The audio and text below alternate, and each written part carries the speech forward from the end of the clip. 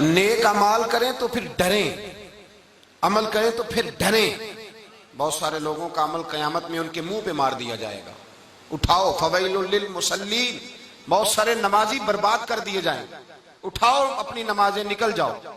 अमल करें तो फिर डरें। राती सारी कर कर जारी, ओ नींद अखा थी धोंदे ते फजरे ओही गुनाहगार का आवन, सब तो नीवे हो। तो मेरे भाई अमल करें और डरें। एक बात तो ये।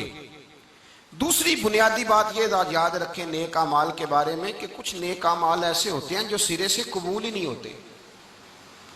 सिरे से वो कबूल, मेरे रसूल पाक सल्लल्लाहु अलैहि वसल्लम के सामने आके सहाबी ने नमाज पढ़ी, रुकू किया, सजदा किया, अत्ताहियात की मुकम्मल नमाज पढ़ी।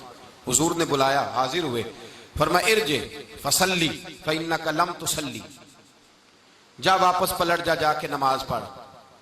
हुजूर क्या हुआ? फरमाया तूने नमाज पढ़ी ही नहीं, तूने नमाज, समझ आई बात की? इस कैफियत को समझिए। वो पढ़ रहे हैं हुजूर के सामने, फरमाया जा वापस, तूने नमाज, वो दोबारा पढ़ के आए। हुजूर ने फरमाया इरजे फसल्ली फइन्नका लम तुसल्ली, वापस चला जा, नमाज पढ़, तूने नमाज नहीं पढ़ी। सहाबी ने ये नहीं कहा कि हुजूर मैंने तो पढ़ी है, इस रंग को भी समझे। ये नहीं कहा कि हुजूर मैंने, बड़े सियाने थे, कहने लगे महबूब पढ़ा रहा है, आज जितनी पढ़ाएंगे, जितनी पढ़वाएंगे मैं उतनी पढ़ के छोड़ूंगा। 3 दफा हुजूर ने भेजा, 3 दफा नमाज पढ़ के आया तो हुजूर ने फरमाया इधर आ, तुम्हें बताऊं कैसे पढ़नी है। कयाम करना है तो सुकून के साथ, रुकू करना है तो बोल के बताइए, चलो सारे बोल के देखें किस तरह जी।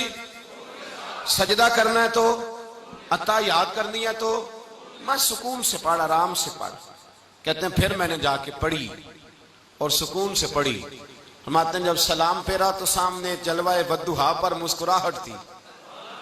कहते हैं मैं समझ गया मेरी कबूल हो गई है, मैं समझ गया मेरी कबूल हो गई है। मेरे आला हजरत फरमाते हैं कि सहाबी कहना ये चाहते हैं, अपनी बात करते हैं, आला हजरत फरमाते हैं सहाबी गोया कहना ये चाहते हैं कि आज समझ आया कि मेरी पिछली भी सारी कबूल हो गई, पिछली भी सारी कबूल। तो कुछ नेक अमल ऐसे हैं, नबी पाक सल्लल्लाहु अलैहि वसल्लम ने फरमाया एक आदमी 40 साल तक नमाज पढ़ता है, और एक रवायत में फरमाया 60 साल तक नमाज पढ़ता है, लेकिन उस शख्स की कोई नमाज अल्लाह की बारगाह में कबूल नहीं होती। शारही ने बड़ा कुछ लिखा है, फरमाया कुछ लोग ऐसे होते हैं जो अपनी नमाज नहीं पढ़ते, वो किसी की पढ़ते हैं। और हुजूर किस तरह? शारहीन फरमाते हैं कोई किसी के कहने पे चला गया है, कोई इसलिए चला गया है कि चलो अब लोग क्या कहेंगे, और कोई मेरी तरह के ऐसे लोग हैं जिनकी ड्यूटी है नमाजें पढ़ाने की, जिनकी जिम्मेदारी है नमाजें पढ़ाने की। पता नहीं वो इस एहसास के साथ चले जाते हैं कि हमारी जिम्मेदारी है, हमने पढ़ानी है तो कुछ मिलना है। 60 साल पढ़ी है, 60 साल। मैंने एक दफा बुजुर्गों से कहा कि हुजूर इजाजत है, कहने लगे कहाँ जाना है? मैंने कहा जुम्मा है तो जुम्मा पढ़ाना है। एक जुमला सारी जिंदगी के लिए दस्तूरे हयात बन गया।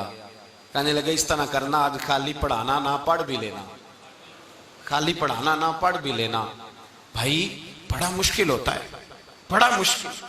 इबादत को उसके असल रंग में लेना, उसके असल अंदाज में लेना। मैं उफाज़े किराम की मिन्नत करता रहता हूँ, मैं कहता हूँ खुदारा सोचना भी ना कि हमें तरावी के पैसे मिलेंगे, ना सोचना।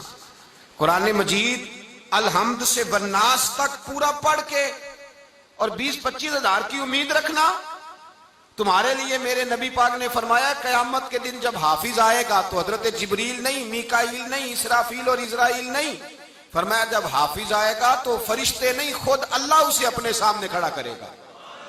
रब खुद, खुदा खुद मीरे मजलिस बूद, अल्लाह खड़ा करेगा और रब खड़ा करके कहेगा चल मेरा कुरान मुझे सुना। फरमाया वो जितनी आयतें पढ़ता जाएगा रब उतने ही उसके दर्जे बुलंद करता जाएगा। तो तुझे तो एजाज अल्लाह दे रहा है, तू लोगों के हाथों की तरफ क्यों देखता है?